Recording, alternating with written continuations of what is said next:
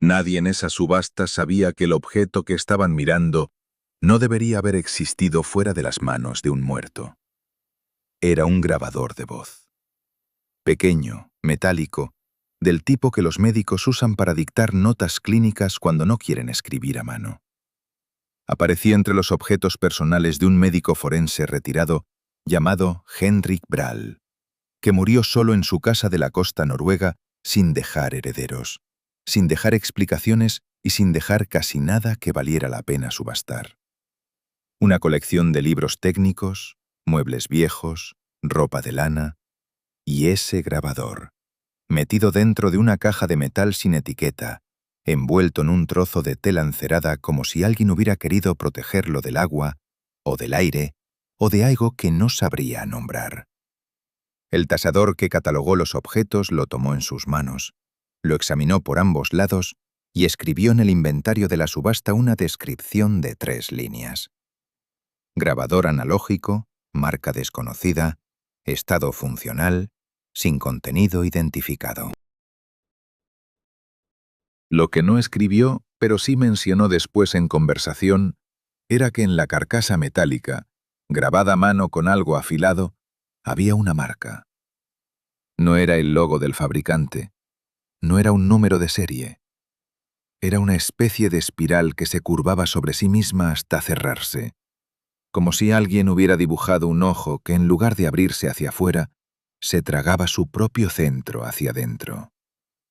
El tasador dijo que le pareció decorativo, que quizás el dueño anterior simplemente había tenido las manos ocupadas en un momento aburrido. Quizás tenía razón.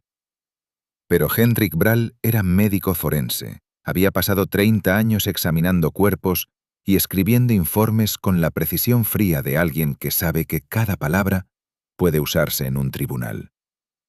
Los médicos forenses no hacen garabatos decorativos en sus herramientas de trabajo. Hacen lo que tienen propósito.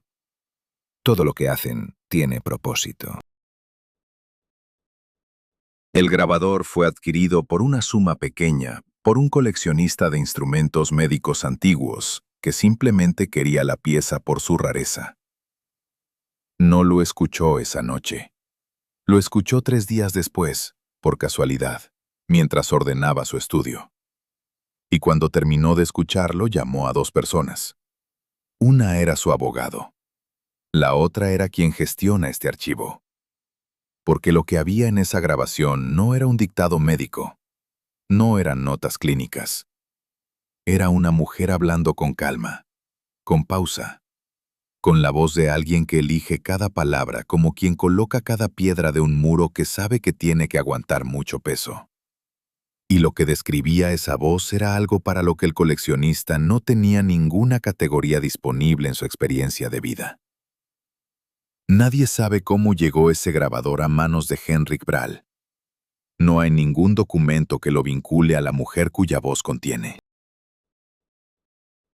No hay ningún registro de correspondencia entre ellos, ninguna conexión profesional rastreable, ninguna explicación de por qué un médico forense retirado en un pueblo costero de Noruega guardaba envuelto en tela encerada el testimonio de alguien que había estado en el mar de Barents, haciendo algo que el mundo académico oficial nunca reconoció. Quizás alguien se lo entregó, quizás lo encontró. Quizás hay una tercera opción que ninguno de los 2 anteriores contempla y que es la que más nos debería preocupar. Lo que sí sabemos es esto. El grabador estaba en esa caja. La tela que lo envolvía olía a sal y a algo más difícil de identificar, algo entre mineral húmedo y madera muy vieja, el tipo de olor que asocias con un lugar que lleva mucho tiempo cerrado y que de repente respira. Y cuando el coleccionista lo encendió y la voz comenzó, lo primero que hizo esa voz fue hacer una pausa larga antes de la primera palabra, como si estuviera escuchando algo antes de empezar a hablar. Como si quisiera asegurarse de que no hubiera nadie más en la sala antes de contar lo que iba a contar. Amigos, Si este tipo de historias les genera la misma sensación que a mí me genera contarlas, suscríbanse y dejen su like. Realmente ayuda mucho a que más gente pueda escuchar lo que este archivo tiene guardado. La voz en el grabador pertenecía a la doctora Ingrid Voss, directora científica de una expedición oceanográfica financiada por la Universidad de Bergen, con el objetivo de estudiar una anomalía sísmica detectada en las profundidades del mar de Barents. 44 años en el momento de la expedición. Especialista en geología submarina y dinámica de placas tectónicas en entornos de aguas frías. Había publicado más de 40 artículos en revistas científicas de primer nivel y había dirigido 7 expediciones anteriores sin ningún incidente significativo. Sus colegas la describían de maneras distintas, pero todas las descripciones coincidían en una cosa. Era una mujer que no le dejaba espacio a lo que no podía medirse. Una vez escribió un ensayo que tuvo cierta circulación en medios académicos, donde argumentaba que el romanticismo que rodeaba la exploración oceánica era una forma sofisticada de ignorancia, que los científicos que hablaban del mar con reverencia casi mística estaban básicamente confesando que preferían las emociones a los datos. Lo escribió con esa frialdad tan suya, sin ira, con la misma temperatura que usaría para describir la composición química de una roca. No creía en lo que no podía poner en un gráfico. No creía en presencias. No creía en misterios que no fueran simplemente problemas sin resolver todavía. Ese era el perfil de la mujer cuya voz estaba en el grabador. Y eso es exactamente lo que hace que lo que describe sea tan difícil de ignorar. Porque cuando alguien que ha dedicado su vida entera a destruir lo inexplicable empieza a hablar con esa cadencia lenta y cuidadosa, haciendo pausas donde no debería verlas, eligiendo las palabras con una precisión que va más allá de la precisión académica y entra en algo que solo se puede llamar miedo administrado, uno no puede simplemente descartar lo que dice como fantasía o exageración. Ingrid Voss no exageraba. Ingrid Voss no fantaseaba. Ingrid Voss medía. Y lo que midió en el mar de Barents no tenía nombre en ninguno de los 40 artículos que había publicado en 30 años de carrera. El grabador separado de los registros oficiales de la expedición no fue un accidente. Fue una decisión. Y las decisiones de Ingrid Voss siempre tenían una razón detrás que valía la pena entender. Lo primero que dice Ingrid en la grabación no es una descripción, no es una fecha, no es una coordenada. Lo primero que dice es esto. Voy a contar esto en orden porque el orden importa. No para quien lo escuche, sino para mí. Y luego hace una pausa de casi 10 segundos. 10 segundos en una grabación personal son una eternidad. Uno puede escuchar en esa pausa el sonido de fondo. Un rumor suave, constante, que podría ser viento o podría ser algo más difícil de identificar. Y puede escuchar también la respiración de Ingrid, que es lenta y controlada, de una manera que no parece natural, sino aprendida. Como alguien que ha practicado mantener la calma en situaciones donde la calma no es la respuesta instintiva. Cuando vuelve a hablar, dice algo que cambia el tono de todo lo que viene después. Dice que necesita saber si los errores los cometió ella, o si los errores ya estaban ahí esperando que alguien llegara a cometerlos. Esa frase es importante. Hay que quedarse con ella porque va a resonar de maneras distintas a medida que avanza el relato. Ingrid grabó desde tierra. Eso es lo primero que se puede establecer con certeza. El sonido de fondo no es el motor de un barco ni el golpe del agua contra un casco. Es el tipo de silencio roto que tienen las casas viejas, madera que respira con el frío, algo que cruje muy lejos de manera irregular. Había vuelto ya. La expedición había terminado. Y en lugar de escribir un informe, en lugar de llamar a sus colegas, en lugar de hacer cualquiera de las cosas que una directora científica hace cuando regresa de una expedición, Ingrid se sentó sola con ese grabador y empezó a hablar. Lo que resulta más perturbador de esa decisión no es lo que dice, sino el orden en que lo dice. Porque Ingrid no empieza por el principio. Empieza por una pregunta que solo tiene sentido si ya sabes el final. Y luego retrocede, metódicamente, como quien desmonta una máquina para entender cómo falló, pieza por pieza, sin saltarse ninguna. El informe oficial de la expedición existe. Está archivado en la Universidad de Bergen y es accesible mediante solicitud formal.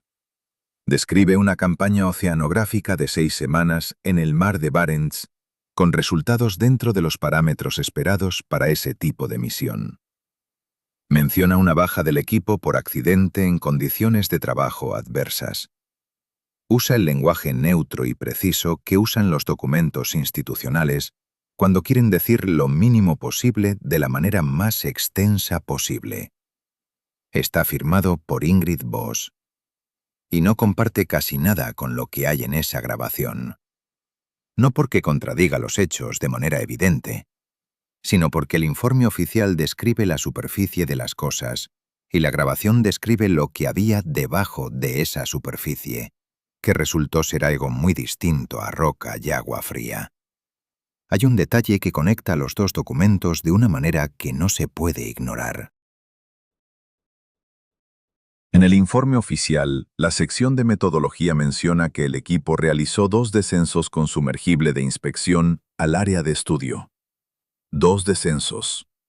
Documentados. Con logs de navegación y registros de temperatura. Pero en la grabación, Ingrid menciona 3 descensos. El tercero no aparece en ningún registro oficial. No tiene log. No tiene datos. Es como si no hubiera ocurrido. Excepto que Ingrid lo describe con el mismo nivel de detalle técnico que usaría para describir cualquier procedimiento estándar, con coordenadas, con tiempos, con observaciones de temperatura. Alguien borró ese tercer descenso de los registros antes de que el barco llegara a puerto. Y ese alguien tenía acceso al sistema de documentación de la expedición, lo que significa que ese alguien estaba a bordo. Los registros oficiales de la expedición al mar de Barents describen un equipo de 9 personas. 9. Ese número está en el informe, en la lista de tripulación, en el formulario de seguro marítimo que se presenta antes de cada salida. 9 personas. Pero Ingrid en la grabación nombra a 11, y no los nombra de pasada. Los nombra con el tipo de detalle que uno usa para hablar de gente con quien ha compartido semanas en un espacio cerrado. Gente cuyos hábitos conoce, cuyos gestos reconoce, cuyos silencios puede leer. Uno de los nombres que no aparece en ningún registro oficial es Ola Strand. Ingrid lo describe como el técnico de sonar más preciso con quien había trabajado en 15 años de expediciones. Dice que era capaz de identificar por el sonido si una lectura era un eco de roca o de sedimento antes de que los datos terminaran de procesarse. Un hombre así no es alguien que se olvida en una lista, es alguien que se borra de una lista. Y hay otro nombre que tampoco aparece en los registros oficiales: Fátima Osei. Ingrid la llama especialista en interpretación de datos geológicos y dice que fue la primera en bajar al área de estudio en el sumergible de inspección. La primera en ver lo que había abajo. La primera en quedarse sin palabras durante más de 20 minutos después de subir. Fátima Osei, no existe ningún documento oficial de esa expedición. No está en la lista de tripulación. No está en los formularios de seguridad. No está en los registros de acceso al sumergible.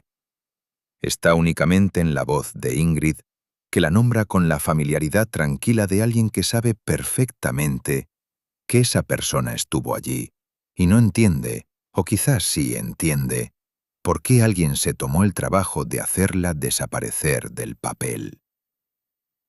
Hay que detenerse un momento en lo que esto significa. Borrar a una persona de los registros de una expedición científica No es un error administrativo.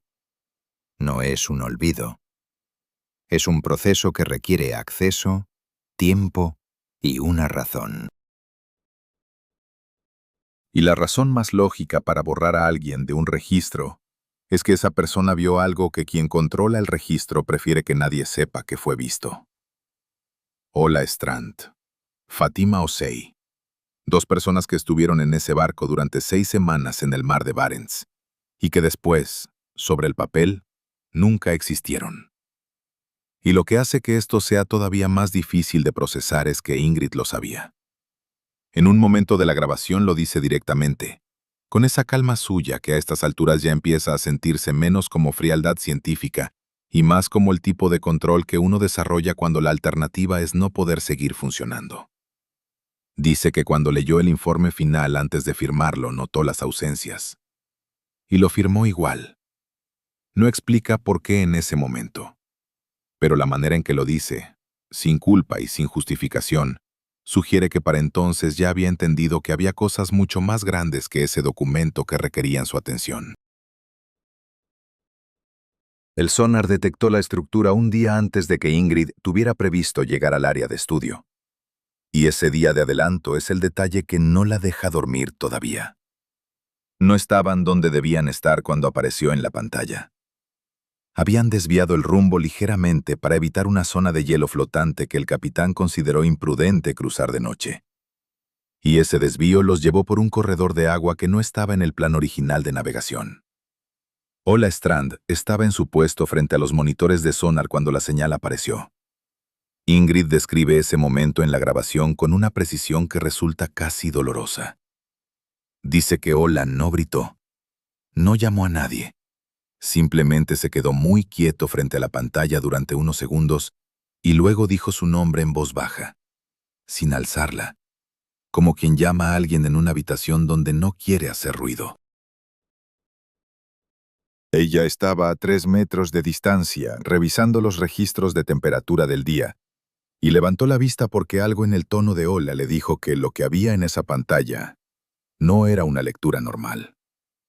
No lo era. La estructura aparecía en el sonar como una forma de simetría perfecta a una profundidad de 380 metros. Ingrid da ese número en la grabación con la misma calma con que daría cualquier dato técnico. Pero 380 metros es una profundidad a la que la actividad humana histórica es completamente imposible. No hay tecnología submarina antigua que pudiera trabajar a esa presión. No hay cultura conocida que tuviera acceso a esas profundidades. La forma no era un accidente geológico. Las formaciones rocosas naturales no producen simetrías de ese tipo. Las corrientes no esculpen ángulos así. Ingrid lo sabía. Ola lo sabía. Y los dos se quedaron mirando la pantalla en silencio durante un tiempo que Ingrid no cuantifica, pero que describe como suficiente para que el café que tenía en la mano se enfriara sin que ninguno de los dos lo notara. Ingrid describe en la grabación cada explicación que barajó en esos primeros minutos. Una plataforma hundida de alguna operación industrial anterior. Un artefacto de la Segunda Guerra Mundial. Una formación volcánica con características inusuales. Un error del sonar producido por condiciones de temperatura anómalas en el agua. Las fue eliminando una por una con la metodología fría de siempre, buscando el fallo en cada hipótesis, descartando lo que no sostenía el análisis.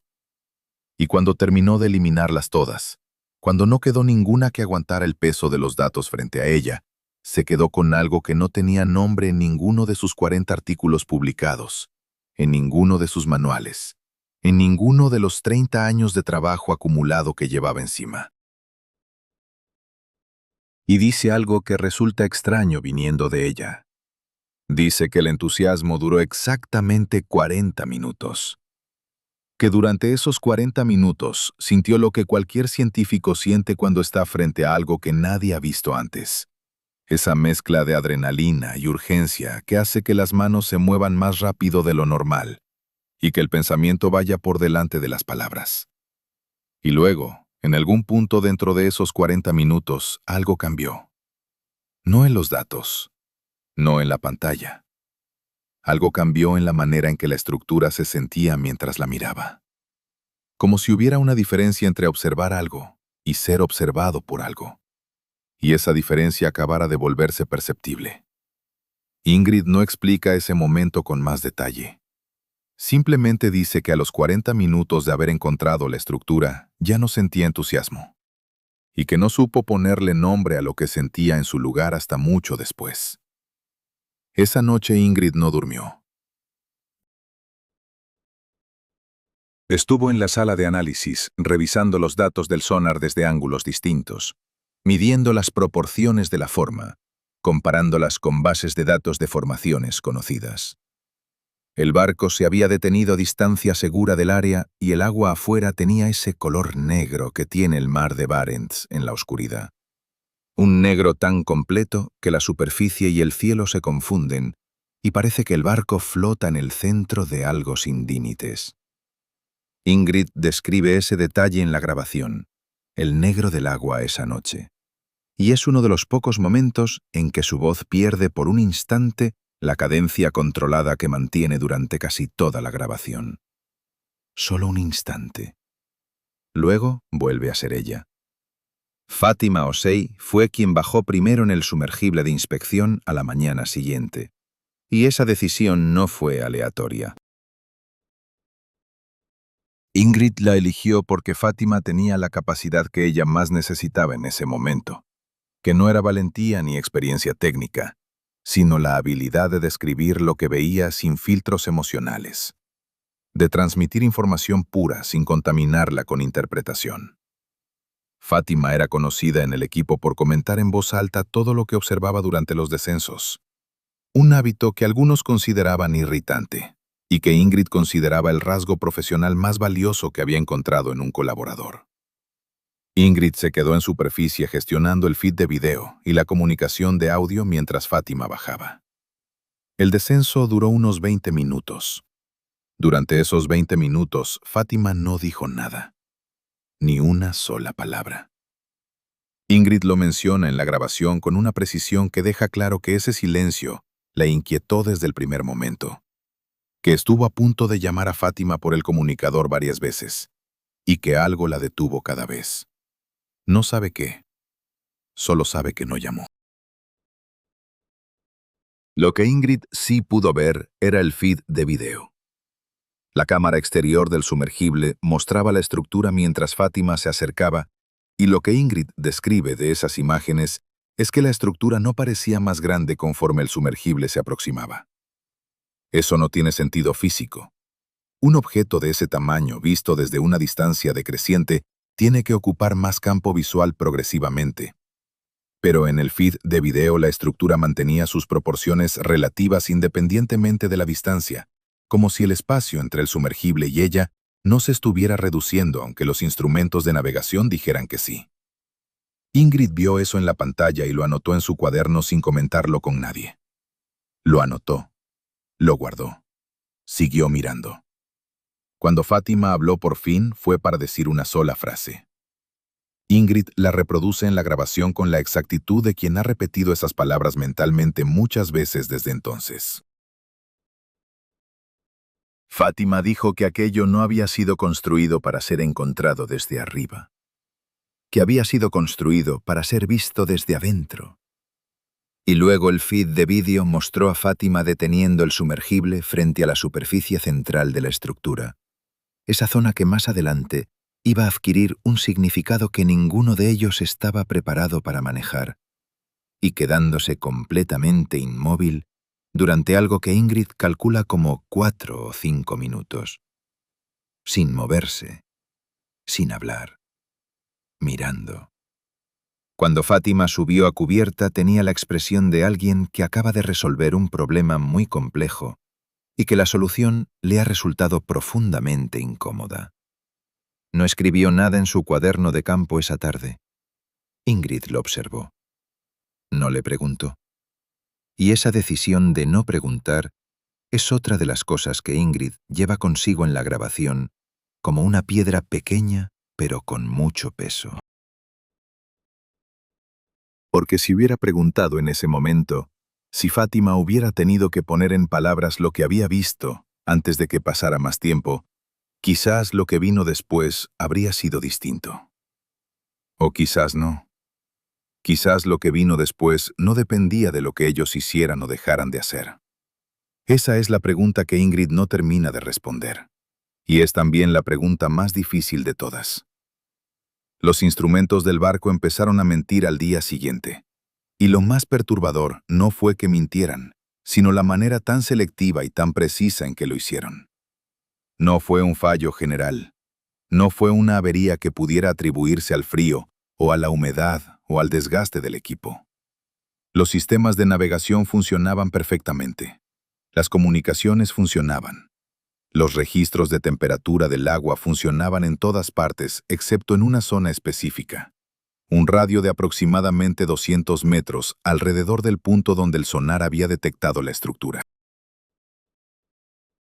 En esa zona, los sensores de temperatura devolvían siempre la misma lectura sin importar a qué profundidad se midiera, sin importar si la medición se hacía desde la superficie o desde el sumergible. Un número fijo, constante, inmutable. Como si el agua en ese radio hubiera decidido tener una sola temperatura y negarse a cualquier variación.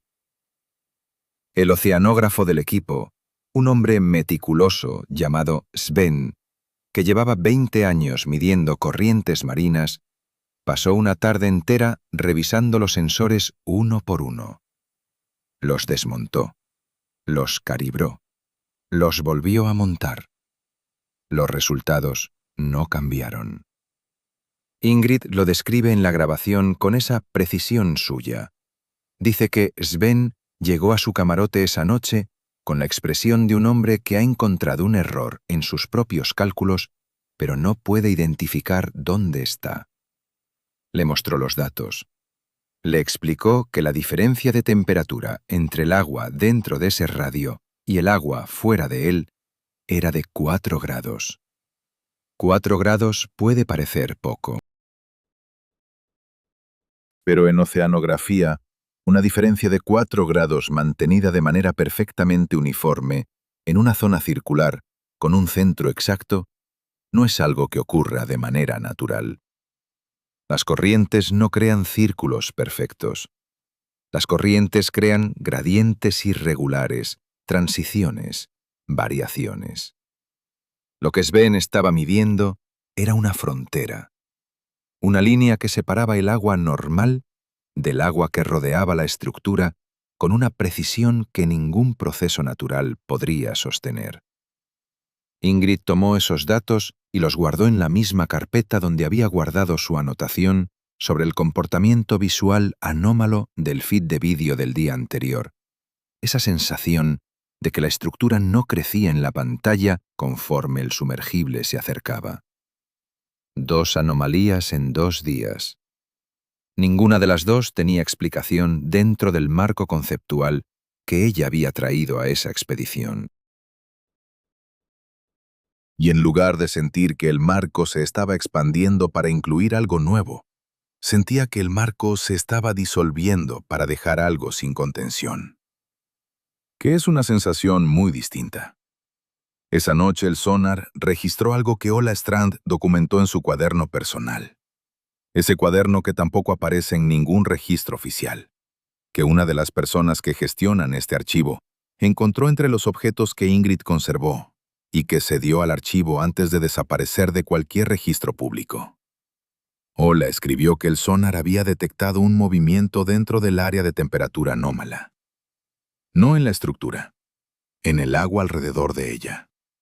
Algo que el sonar interpretaba como desplazamiento de masa, pero que no correspondía a ningún patrón de movimiento de fauna marina conocida. No era un banco de peces. No era una corriente. Era algo que se movía despacio, a profundidad media, describiendo un recorrido que Ola intentó trazar en su cuaderno y que resultó ser circular. Concéntrico con la estructura. Como si algo estuviera rodeando el perímetro de esa frontera de temperatura desde adentro. Ola no lo reportó en el sistema oficial esa noche.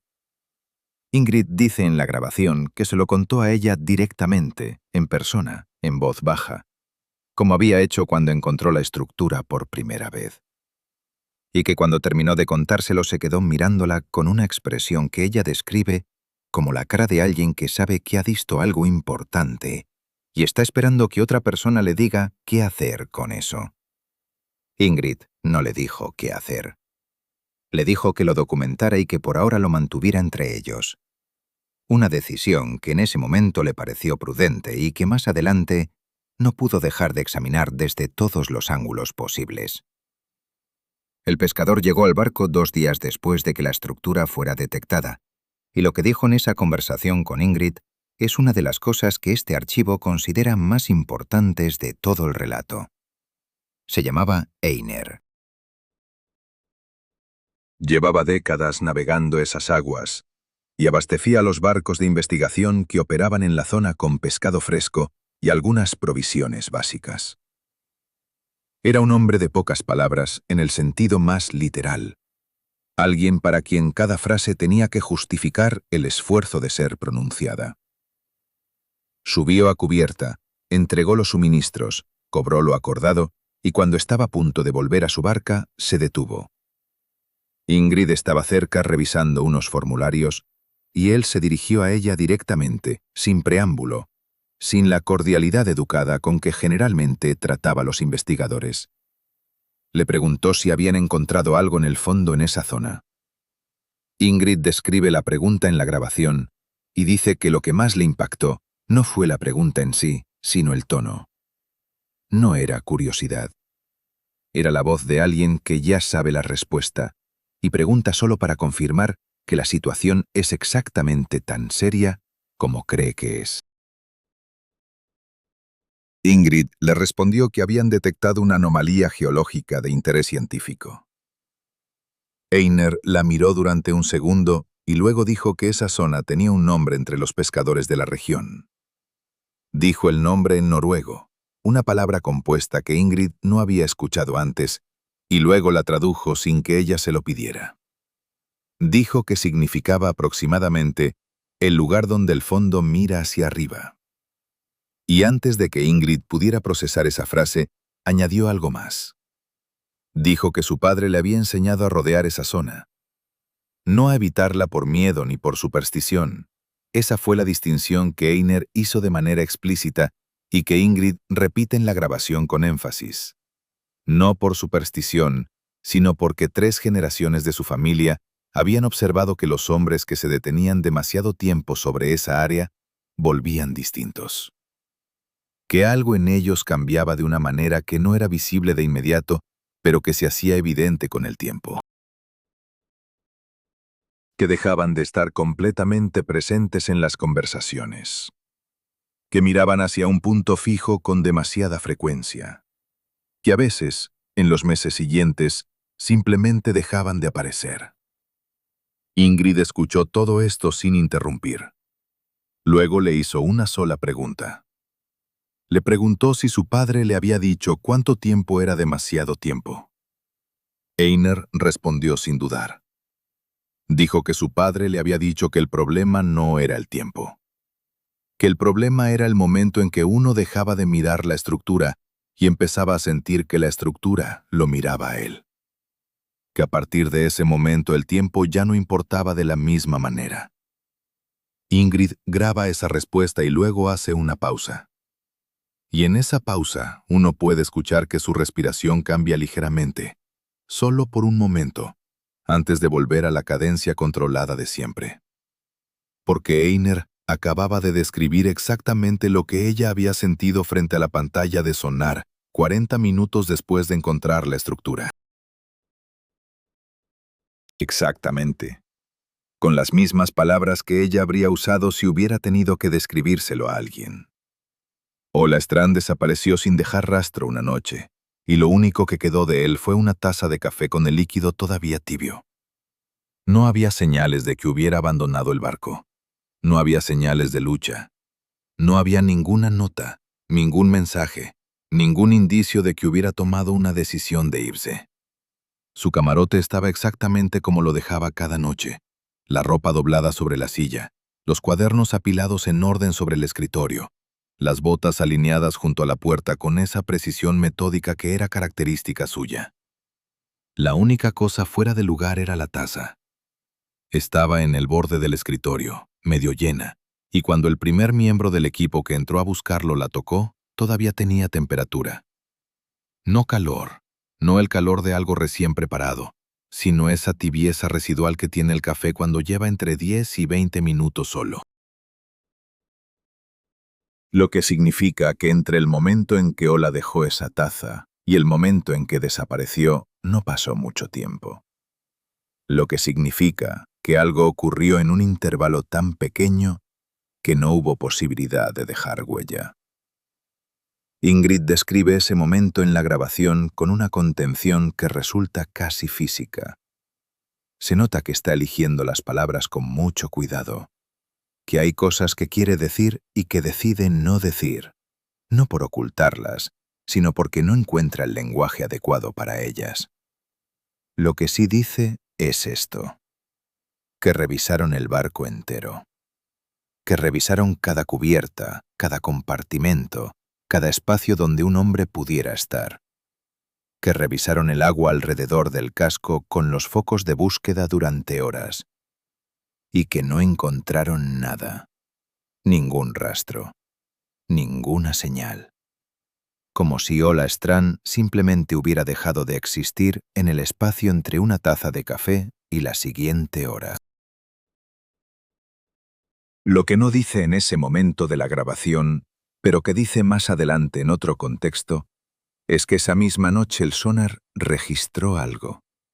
No el movimiento circular que Ola había documentado días antes, rodeando el perímetro de la estructura. Algo distinto. Una señal que el sistema interpretó como una masa moviéndose desde la superficie hacia la profundidad, en el área exacta donde estaba la estructura, descendiendo a una velocidad que no correspondía a la caída libre de ningún objeto conocido, sino algo más lento, más controlado, como si algo estuviera siendo llevado hacia abajo en lugar de caer. La señal duró 4 minutos y luego desapareció de la pantalla cuando alcanzó la profundidad de la estructura. Ingrid vio esa lectura al día siguiente, cuando revisó los logs de sonar de la noche, y no la incluyó en ningún informe. La guardó en la misma carpeta donde guardaba todo lo demás que no tenía nombre ni categoría disponible. El médico del barco escribió en su informe que Ola Strand había caído al agua durante la noche, posiblemente por un accidente en cubierta, bajo condiciones de visibilidad reducida. Ese informe es el que aparece en el expediente oficial. Ingrid lo firmó también. Y en la grabación, cuando llega a ese punto, hace una pausa más larga que las habituales. Luego dice que el informe médico era la única versión que podía sostenerse dentro del sistema de documentación disponible. Que no era mentira en el sentido de que nadie podía probar que fuera falsa, que simplemente no era lo que ella creía que había ocurrido, y que la diferencia entre esas dos cosas es algo con lo que ha tenido que aprender a vivir. Fátima Osei dejó su cuaderno de campo sobre la mesa de la sala de análisis 3 días después de la desaparición de Ola, y lo dejó abierto en una página específica. No lo anunció, no llamó a Ingrid, simplemente lo dejó ahí y se fue a cubierta. Ingrid encontró el cuaderno cuando entró a revisar los datos de temperatura de la mañana. Lo primero que notó fue que estaba abierto, cosa inusual porque Fátima mantenía sus cuadernos cerrados con una goma elástica cuando no los usaba. Un hábito tan consistente que verlo abierto sobre la mesa se sentía casi como una señal deliberada. Y lo era. La página mostraba diagramas. Fátima había estado documentando los patrones que había visto en el interior de la estructura durante su descenso, y lo que Ingrid encontró en esas páginas era algo para lo que no estaba preparada, aunque creyera estarlo. Los patrones que cubrían las superficies interiores de la estructura no eran decorativos. Eso era lo primero que quedaba claro al ver los diagramas. No tenían la naturaleza ornamental de las marcas que los humanos han puesto en piedra a lo largo de la historia, esa tendencia a la simetría estética, a la repetición que complace al ojo. Estos patrones tenían una lógica diferente. Fátima había escrito al margen de cada diagrama pequeñas notas comparativas, referencias a sistemas de escritura conocidos, anotaciones matemáticas antiguas, a mapas de constelaciones de distintas culturas. Y junto a cada comparación había escrito la misma cosa. Similar, pero no. Similar, pero no. Como si cada referencia que intentaba aplicar llegara a un punto donde la similitud se detenía y dejaba un espacio vacío que ningún sistema conocido podía llenar. Pero no era eso lo que hizo que Ingrid se sentara y no se levantara durante un tiempo largo. Lo que la detuvo fue el círculo rojo. En el centro de la página más detallada del cuaderno, Fátima había dibujado la superficie lisa que estaba en el fondo de la cámara principal de la estructura, esa zona que el feed de vídeo mostraba completamente vacía de patrones, completamente lisa en contraste con todo lo que la rodeaba. Y alrededor de ese dibujo había trazado un círculo rojo. No había explicación junto al círculo. Solo una palabra escrita debajo con una presión de bolígrafo más fuerte que el resto, como si Fátima hubiera apretado más al escribirla. La palabra era espera. No espera en el sentido de una instrucción. No espera como le dirías a alguien que se detenga un momento. Espera como estado, como condición permanente, como la descripción de algo que lleva mucho tiempo en ese estado y que no tiene ninguna prisa en salir de él, porque sabe con certeza que lo que está esperando va a llegar. Ingrid cerró el cuaderno. Fue a buscar a Fátima a cubierta. La encontró de pie mirando el agua, hacia el punto donde sabían que estaba la estructura, aunque desde la superficie no viera nada visible. Le preguntó qué significaba esa palabra. Fátima tardó en responder. Cuando lo hizo, no miró a Ingrid. Siguió mirando el agua. Dijo que cuando estuvo dentro del sumergible, frente a esa superficie lisa, había sentido que la estructura entera tenía una orientación, que todos los patrones, todas las marcas, todo el diseño interior apuntaba hacia ese punto central, como si fuera el foco de algo, y que ese foco no estaba vacío, que estaba lleno de algo que no podía verse, pero que se percibía de la misma manera que se percibe la presencia de alguien en una habitación oscura antes de verlo. Ingrid le preguntó qué creía que estaba esperando. Fátima respondió sin dudar. Dijo que no creía que estuviera esperando nada, que creía que ya había terminado de esperar, que los estaba mirando desde el momento en que llegaron. La frecuencia apareció esa misma noche, como si la conversación con Fátima hubiera activado algo que estaba esperando el momento adecuado para hacerse notar. Ingrid no la escuchó, la sintió. Estaba en su camarote intentando dormir cuando notó algo en el pecho. Una vibración muy leve, casi imperceptible, del tipo que uno confunde al principio con el pulso propio cuando está muy quieto en la oscuridad. Pero el pulso varía. El pulso responde al cuerpo, se acelera, se calma, tiene irregularidades mínimas que lo hacen reconocible como algo vivo. Esto no variaba. Era absolutamente constante, como una nota sostenida por un instrumento que no necesita respirar entre una repetición y la siguiente. Ingrid se levantó y fue a la sala de instrumentos. Buscó en los monitores de frecuencia acústica submarina, los mismos que usaban para detectar actividad sísmica en el fondo. Ahí estaba. Una línea perfectamente plana en la pantalla, una frecuencia tan baja que los monitores apenas podían registrarla, en el límite inferior del rango de detección del equipo. Y era constante, sin variación, sin fluctuación.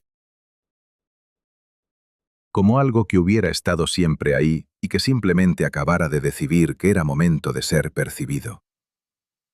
Ingrid midió el intervalo de repetición, 11 segundos entre cada pulso. No 10, no 12, exactamente 11. Lo midió 4 veces con cronómetro en mano para asegurarse. Luego escribió en su cuaderno personal, ese cuaderno que tampoco aparece en ningún registro oficial, que una frecuencia natural varía porque todo lo natural varía.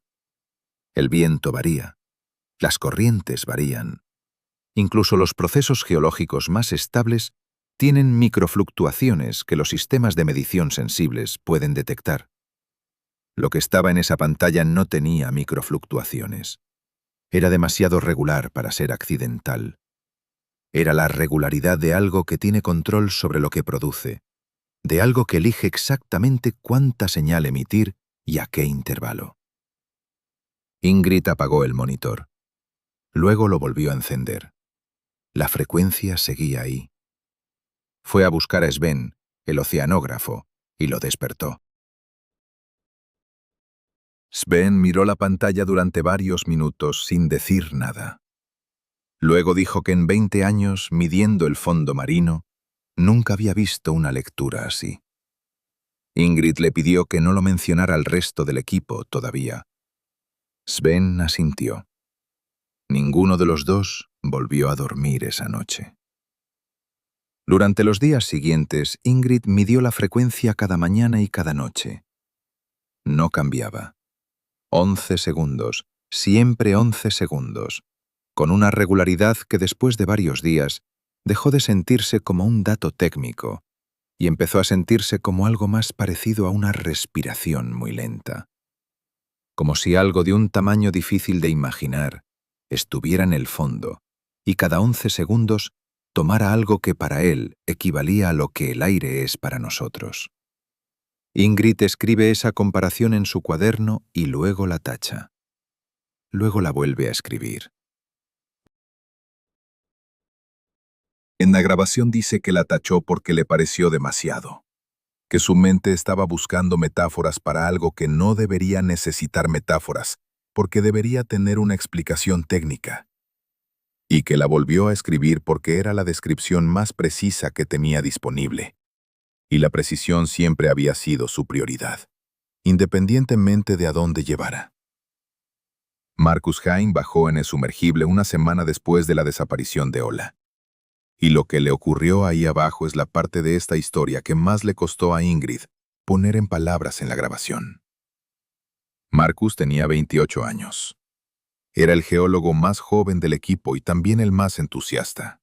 El tipo de persona que hace preguntas constantemente, no por inseguridad, sino porque genuinamente quiere saber más de todo lo que le rodea. Ingrid lo describe con un afecto que no usa para describir a otros miembros del equipo. Y ese afecto hace que lo que viene después sea más difícil de escuchar. Marcus bajó con el objetivo de tomar muestras físicas de la superficie exterior de la estructura. Pequeñas porciones de material que pudieran analizarse en el laboratorio del barco para determinar composición y antigüedad. Era una tarea técnica estándar. Ingrid lo vio descender desde la sala de control con la misma sensación de inquietud contenida que había tenido cuando Fátima bajó por primera vez. Pero en mayor medida, porque ahora sabían más cosas que cuando Fátima descendió, y saber más cosas no la hacía sentir más segura, sino todo lo contrario. El descenso fue normal. Marcus reportó por el comunicador en varios momentos, describiendo lo que veía conforme se acercaba a la estructura, usando ese estilo suyo de comentario continuo que Ingrid había llegado a considerar tranquilizador, porque mientras Marcus hablaba, significaba que Marcus estaba bien. Describió la superficie exterior de la estructura con detalle técnico preciso. Describió la temperatura del agua inmediatamente adyacente a ella, que era todavía más baja que la del resto del área anómala, varios grados por debajo de lo que Sven había medido desde la superficie. Describió la textura del material, que según él no se correspondía con ninguna roca que hubiera visto antes. Algo entre piedra volcánica y algo más denso, más oscuro, que absorbía la luz de los focos del sumergible de una manera que dificultaba calcular la profundidad de la superficie. Y luego, en un momento preciso que Ingrid puede identificar en el log de audio, porque Marcus estaba hablando y de repente dejó de hacerlo, todo el comunicador quedó en silencio. No era un fallo técnico. El canal seguía abierto. Se podía escuchar el sonido de fondo del sumergible, el zumbido del motor, el ruido del agua contra el casco. Marcus simplemente había dejado de hablar. Ingrid llamó su nombre por el comunicador. No hubo respuesta. Volvió a llamar. Nada. Activó el protocolo de recuperación automática y el sumergible comenzó a ascender controlado por el sistema. Cuando llegó a la superficie y abrieron la escotilla, encontraron a Marcus dentro, consciente, con los ojos abiertos, pero mirando un punto fijo en el interior de la cúpula superior del sumergible donde no había nada. Sin responder cuando lo llamaban, sin reaccionar cuando el médico le tomaba el pulso, le revisaba los ojos con una pequeña linterna, le hablaba directamente a la cara. Estaba presente en el sentido físico del término y completamente ausente en cualquier otro sentido. El médico lo trasladó a la enfermería. Ingrid se quedó en la cubierta mirando el sumergible cerrado. Y entonces vio las manos de Marcus a través de la escotilla antes de que la cerraran. Estaban contraídas, con las marcas que dejan los dedos cuando aprietan algo con una fuerza mucho mayor de la necesaria para cualquier maniobra estándar. Como si en algún momento durante ese descenso Marcus hubiera necesitado sujetarse con toda la fuerza que tenía. Y nadie en el log de audio había escuchado nada que justificara ese nivel de tensión. Ingrid bajó sola al día siguiente, antes de que nadie más estuviera despierto, y no le dijo a nadie a dónde iba. Eso es lo primero que admite en la grabación cuando llega a esta parte del relato. No lo dice con culpa. Lo dice con la precisión de alguien que ha revisado esa decisión muchas veces y ha llegado siempre a la misma conclusión, que no había otra manera de hacer lo que necesitaba hacer. Porque si lo hubiera anunciado alguien lo habría detenido, y si alguien lo hubiera detenido nunca habría sabido lo que necesitaba saber. Y lo que necesitaba saber era simple y al mismo tiempo era la pregunta más difícil que había formulado en 30 años de carrera científica. Necesitaba saber si lo que le había ocurrido a Marcus tenía una explicación física que ella pudiera identificar en el lugar donde había ocurrido. Necesitaba bajar y mirar con sus propios ojos, porque confiar en los datos de segunda mano en ese punto ya no era suficiente. Lo que Fátima había visto, lo que Marcus había experimentado, lo que el sonar registraba cada 11 segundos, todo eso necesitaba un testigo que pudiera procesar la información con un marco de referencia completo. Y el único miembro del equipo que en ese momento tenía acceso a toda la información era ella. Preparó el sumergible en la oscuridad, con solo los focos de trabajo encendidos para no llamar la atención. El agua del mar de Barents a esa hora de la madrugada era un negro tan absoluto que la superficie se confundía con el cielo sin luna. Cuando el sumergible tocó el agua y comenzó a descender, Ingrid describe en la grabación una sensación que reconoce como irracional, pero que no puede omitir porque eligió la honestidad sobre la presentación. Dice que en el momento en que el casco del sumergible quedó completamente rodeado de agua, cuando ya no había superficie visible ni arriba ni abajo, sintió que el océano se cerraba sobre ella de una manera que no había sentido en ninguno de los descensos anteriores de su carrera. No claustrofobia, no era eso. Era algo más parecido a la sensación de haber cruzado una frontera sin señalización, de estar en un espacio que tiene reglas distintas a las del espacio que acabas de dejar. Descendió despacio, más despacio de lo habitual. Los focos del sumergible iluminaban el agua delante de ella, y el agua delante de ella era vacía y oscura y silenciosa de la manera particular en que son silenciosas las cosas que tienen mucho volumen.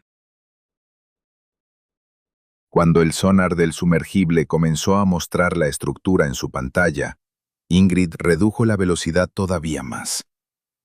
Y ahí, en ese punto del descenso, notó algo que no había visto en los feeds de video desde la superficie. La estructura tenía una calidad de superficie diferente dependiendo del ángulo desde el que la veías. Desde arriba, que era el único ángulo disponible en los feeds de cubierta, parecía compacta, densa, un volumen sólido en el fondo.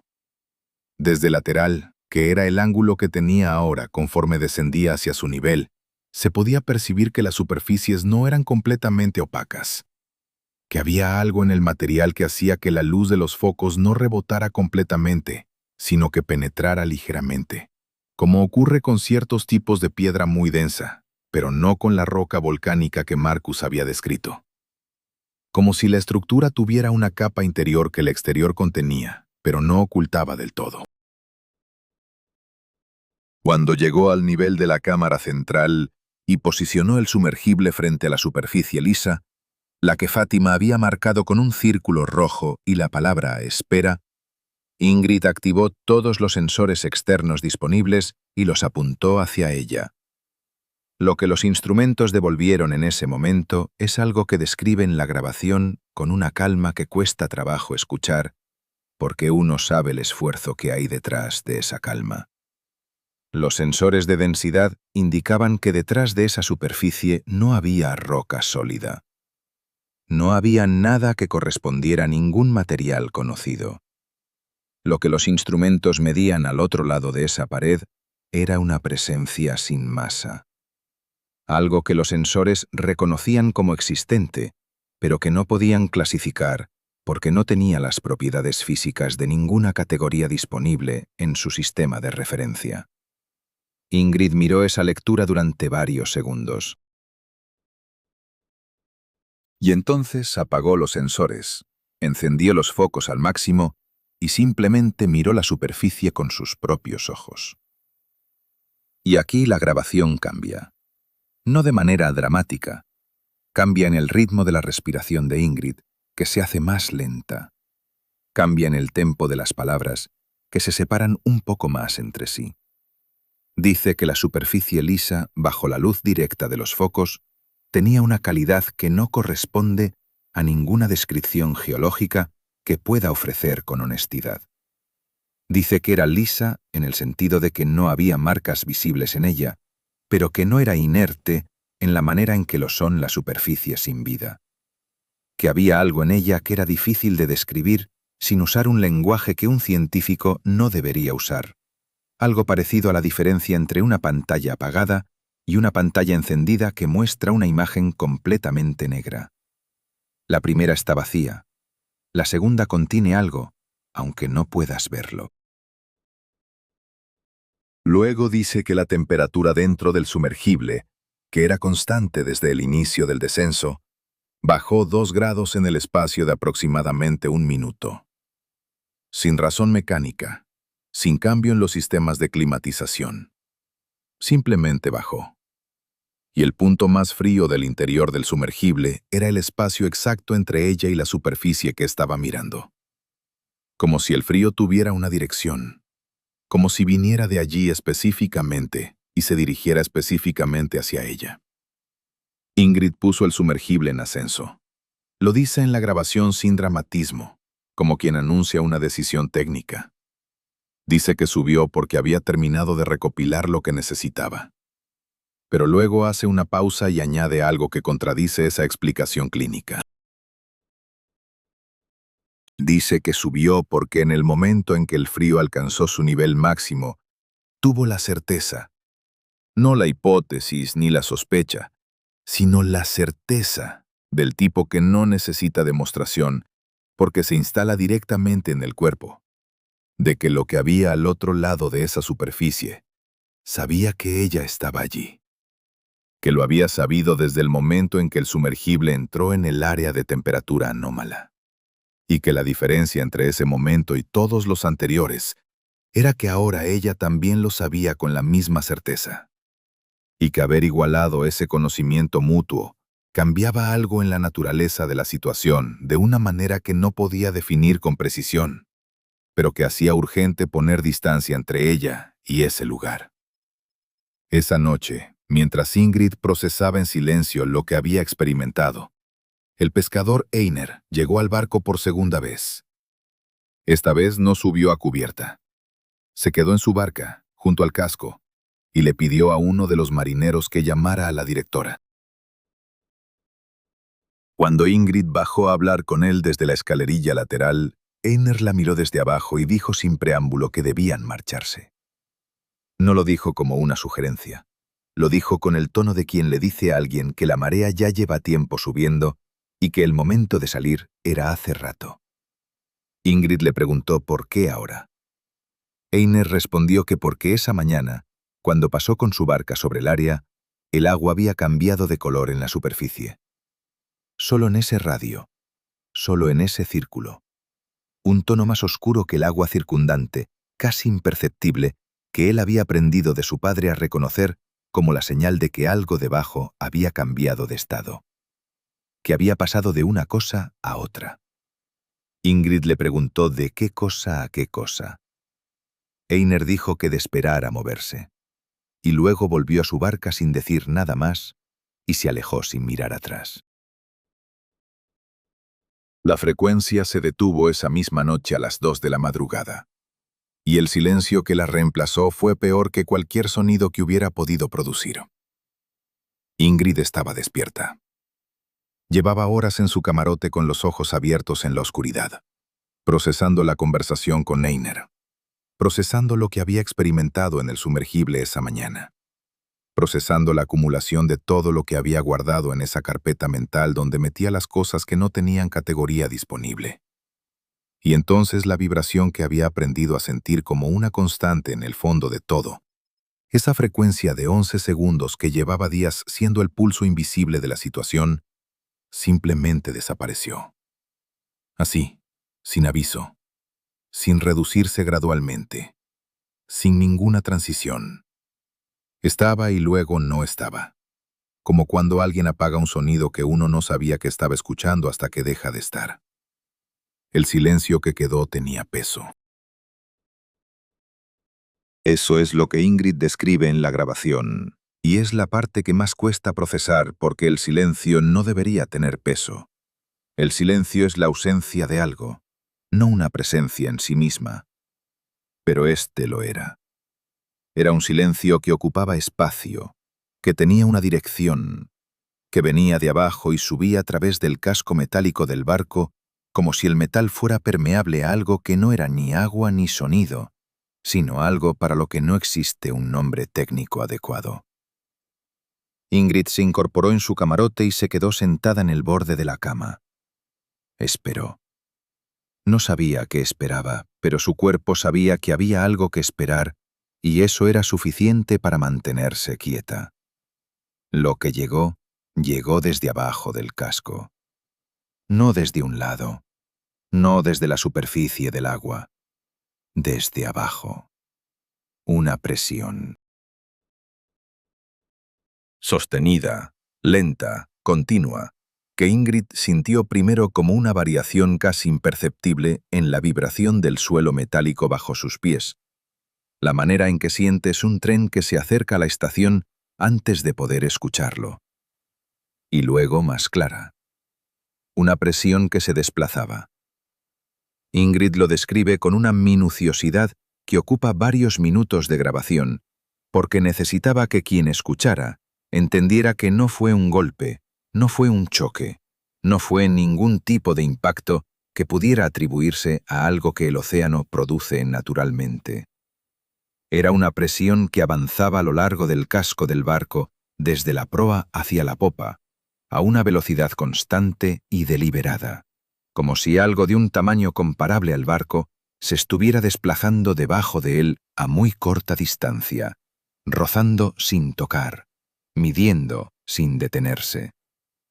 Ingrid miró el reloj, cronometró el desplazamiento. Desde el primer momento en que lo sintió hasta el último, tardó 4 minutos y 32 segundos. Ese número está en la grabación dicho en voz alta con la misma cadencia con que diría cualquier dato técnico. 4 minutos y 32 segundos para desplazarse de proa a popa del barco. Luego nada. El silencio pesado de antes. y Ingrid sentada en el borde de su cama sin moverse, con los pies planos sobre el suelo metálico, sintiendo que ese suelo ya no era exactamente el mismo suelo de antes, que algo en su naturaleza había cambiado sutilmente de la manera en que cambia el aire de una habitación cuando alguien acaba de salir de ella. Grabó en ese momento, en tiempo real, susurrando. Dice que algo se estaba moviendo a lo largo del barco, que no estaba atacando, que estaba calculando. Y que la diferencia entre esas dos cosas era la diferencia entre algo que quiere destruirte y algo que quiere entenderte. Y que la segunda opción era en ese momento la más perturbadora de las dos, porque implicaba un tipo de inteligencia y un tipo de interés que ninguno de ellos estaba preparado para manejar. A la mañana siguiente, Fátima fue la primera en ver las marcas en el casco. Habían bajado a revisar el estado exterior del barco por procedimiento estándar después de una noche con condiciones de oleaje irregular, que era la explicación oficial que el capitán había registrado en el log de navegación para la noche anterior, sin haber notado aparentemente nada inusual desde el puente. Las marcas estaban en el sector del casco que correspondía exactamente al área que quedaba debajo del camarote de Ingrid. Fátima las vio desde el bote auxiliar que usaron para la inspección exterior y llamó a Ingrid sin alzar la voz, con ese tono contenido que había adoptado desde que bajó por primera vez en el sumergible y que Ingrid había aprendido a reconocer como su manera de decir que lo que estaba viendo era importante. Las marcas no eran daños estructurales.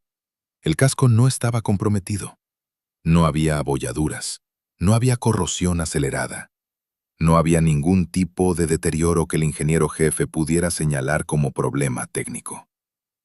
Lo que había eran trazos en el recubrimiento antiincrustante de la superficie exterior del casco, paralelos entre sí, a intervalos regulares, dispuestos en una secuencia que el ingeniero jefe examinó durante varios minutos antes de decir que producir esa regularidad, a esa profundidad y en ese material requeriría un instrumento diseñado específicamente para ese propósito. No era el rasguño aleatorio de algo que hubiera rozado el casco por accidente. Tenía una intención de forma que se podía percibir incluso sin entender qué forma era exactamente. Fátima la entendió. Ingrid lo describe en la grabación con la misma precisión con que ha descrito todo lo demás. Dice que Fátima estuvo mirando las marcas desde el bote durante un tiempo que no fue largo, pero que se sintió largo. Y luego dijo algo en voz muy baja que Ingrid tuvo que pedirle que repitiera. Fátima lo repitió. Dijo que la proporción entre los intervalos de los trazos era la misma que la proporción entre los elementos del patrón interior de la estructura. La misma secuencia de distancias relativas. La misma firma. Esa fue la palabra que usó, firma. Lo que había pasado por debajo del barco esa noche había dejado en el casco exterior la misma marca que cubría las paredes interiores de la estructura en el fondo. No una copia exacta, una variación del mismo sistema, como alguien que escribe en distintos soportes con la misma caligrafía, reconocible aunque el mensaje cambie. Ingrid graba lo que sintió en ese momento, y lo que sintió era algo que no había sentido en ningún punto anterior de esa expedición. No era miedo en el sentido convencional. Era algo más parecido a la comprensión repentina de la escala real de una situación que uno había estado midiendo con una unidad demasiado pequeña. Como si hubiera estado calculando el tamaño de algo con una regla de 30 centímetros y de repente se diera cuenta de que lo que estaba midiendo tenía kilómetros. La estructura no era el límite de lo que habían encontrado. Era solo el punto donde lo que habían encontrado había elegido hacerse visible. Y lo que habían encontrado, lo que había pasado por debajo de su barco durante 4 minutos y 32 segundos la noche anterior, era considerablemente más grande que cualquier estructura en ningún fondo marino. Ingrid dio la orden de partir esa misma mañana, 2 horas después de ver las marcas en el casco, y lo que más recuerda de esas 2 horas es lo silencioso que fue todo. No hubo discusión, no hubo reunión de equipo donde se debatiera la decisión. Ingrid fue directamente al puente, habló con el capitán en privado durante menos de 10 minutos y el capitán comenzó los preparativos de salida sin hacer preguntas. Ingrid describe ese momento en la grabación y dice que la disposición del capitán a marcharse sin pedir explicaciones le dijo algo importante. Le dijo que él también había notado cosas durante esas semanas que no había registrado en ningún log. Que el silencio de esa mañana en el puente no era el silencio de alguien que obedece una orden sin entenderla, sino el silencio de alguien que lleva días esperando que alguien con autoridad tome esa orden primero. El proceso de cierre de la expedición fue meticuloso y completamente normal en su superficie. Los equipos se guardaron siguiendo los protocolos estándar. Los sistemas del barco se configuraron para navegación de regreso.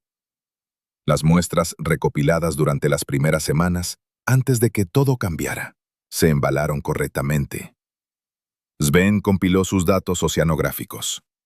El médico preparó el historial de Marcus para el traslado hospitalario que estaba coordinado para cuando llegaran a puerto. Todo ocurrió con la eficiencia tranquila de un equipo profesional cerrando una operación. Y esa normalidad administrativa en contraste con lo que todos sabían que había ocurrido en esas aguas era, según Ingrid, la cosa más extraña de todo el proceso. Como si el protocolo fuera una membrana que separaba lo que había pasado de lo que iba a ponerse en papel. Y mientras siguieran dentro del protocolo, la membrana se mantenía intacta.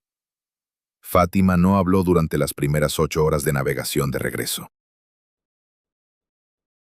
Ingrid la observaba desde el otro lado de la sala de análisis, donde Fátima había vuelto a sus cuadernos, no para escribir, sino para mirar lo que había escrito antes, pasando páginas despacio, con la expresión de alguien que relee una conversación buscando el momento exacto donde algo cambió de dirección. En algún punto de esa tarde, Fátima cerró el cuaderno, lo guardó en su mochila y no lo volvió a abrir durante lo que quedaba de viaje. Ingrid describe ese gesto en la grabación como el equivalente de alguien cerrando una puerta con llave desde afuera. Una decisión sobre lo que iba a quedar dentro y lo que iba a quedar fuera. El informe oficial fue redactado durante las horas de navegación de regreso. Ingrid lo escribió ella misma, en su camarote, con la misma precisión técnica que había aplicado durante 30 años a cualquier documento científico. Describe una expedición oceanográfica estándar. Describe los datos de temperatura y corriente recopilados durante las primeras semanas. Describe la anomalía geológica detectada en términos de interés científico menor, insuficiente para justificar una investigación adicional en esa campaña. Describe la pérdida de Ola Strand como accidente nocturno encubierta bajo condiciones de visibilidad reducida. Describe el estado de Marcus Hein como consecuencia de un episodio de estrés fisiológico agudo relacionado con las condiciones de trabajo. No menciona la frecuencia de 11 segundos. No menciona las marcas en el casco. No menciona lo que los sensores midieron al otro lado de la superficie lisa. No menciona a Einer, ni lo que dijo sobre el color del agua. Ingrid firmó ese informe con su nombre completo y su número de colegiación científica y lo entregó a la administración universitaria 4 días después de llegar a puerto. Y en la grabación, cuando llega a ese punto, dice algo que resume todo lo que no está en ese informe mejor que cualquier descripción detallada podría hacerlo. Dice que el informe oficial es verdadero en todo lo que dice y completamente insuficiente en todo lo que no dice. Y que esa insuficiencia no es un defecto del documento, sino el único resultado honesto posible cuando el lenguaje disponible no alcanza para contener lo que ocurrió. La última entrada de la grabación tiene una textura diferente a todo lo anterior, y Ingrid lo sabe porque lo menciona antes de empezar. Dice que lo que va a decir a continuación no tiene la misma naturaleza técnica que el resto, que es una observación personal, sin metodología de respaldo, del tipo que nunca habría incluido en ningún documento profesional antes de esta expedición, y que incluye ahora por qué ha llegado a la conclusión de que la honestidad sin metodología vale más que el rigor sin honestidad cuando se trata de ciertas cosas. Y luego hace una pausa, la última pausa larga de la grabación, y empieza a hablar de lo que es su vida desde que volvió. Han pasado varios meses desde que el barco llegó a puerto. Ingrid describe su rutina con la misma calma con que describe todo: el trabajo en la universidad, los alumnos, las reuniones de departamento, las tardes en su piso con vistas al fiordo. Una vida que desde afuera parece exactamente igual a la que tenía antes. Y en muchos sentidos lo es. Pero hay una diferencia que Ingrid describe con una precisión que hace que la piel se ponga tirante al escucharla. Dice que se siente observada. No de manera constante, no de manera que interfiera con su funcionamiento diario, sino de la manera en que uno nota que una ventana está abierta en invierno, no como algo dramático, sino como una presencia en el fondo de la conciencia que recuerda que algo en el entorno no está completamente cerrado. No sabe si eso es una consecuencia psicológica de lo que vivió, el tipo de efecto residual que los especialistas podrían explicar con terminología clínica, o si es otra cosa. Dice que ha intentado determinarlo con la misma metodología que aplicaría a cualquier problema técnico, buscando un criterio externo que le permita distinguir entre las dos posibilidades. Y dice que no ha encontrado ese criterio, que no existe una condición observable que le permita saber con certeza si lo que siente es un eco interno de la experiencia o si es algo que continúa desde afuera. Y que esa imposibilidad de distinción es en sí misma un dato. Porque si fuera puramente psicológico, si fuera solo su mente procesando el estrés de lo vivido, cabría esperar que con el tiempo se atenuara, que la distancia temporal produjera distancia perceptiva. Pero no se atenúa. Es exactamente igual de presente hoy que en los primeros días después de volver, con la misma intensidad, con la misma regularidad, como una frecuencia constante que no varía porque no es accidental.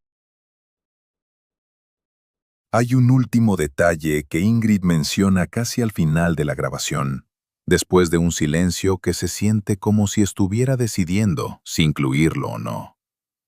Dice que hace unas semanas revisó los datos satelitales de temperatura superficial del mar de Barents, correspondientes a las semanas posteriores a la expedición. Es información pública, accesible a cualquier investigador. Y en esos datos hay algo que no tendría que estar ahí. El área donde estaba la estructura muestra una temperatura superficial ligeramente diferente al entorno circundante.